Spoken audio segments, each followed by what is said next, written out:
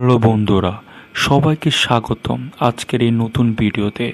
আজ আমরা জানব বাংলাদেশের রাজনীতির অন্যতম আলোচনার ব্যক্তিত্ব জনাব তারেক রহমানকে নিয়ে।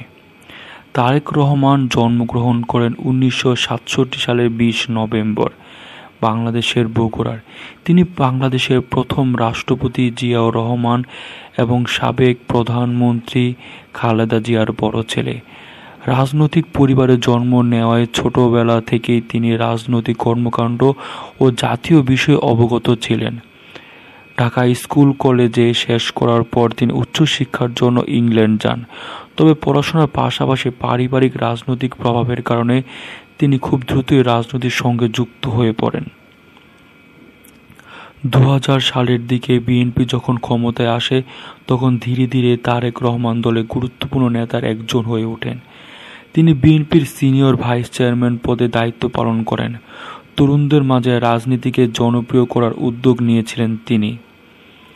2007 সালে সেনা সমর্থিত তত্ত্বাবধায়ক সরকার সময় তারেক রহমানকে দুর্নীতি, অর্থ পাচার সহ বিভিন্ন মামলায় অভিযুক্ত করেন এবং গ্রেফতার করা হয়। এরপর তিনি দীর্ঘদিন কারাগারে ছিলেন।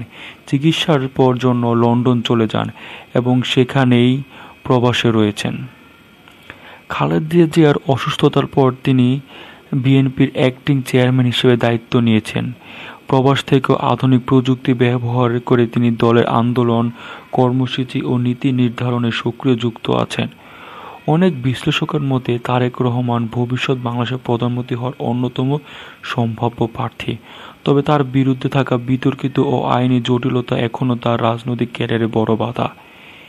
এই ছিল তারেক রহমানের জীবন কাহিনীর সংক্ষিপ্ত পরিচিতি।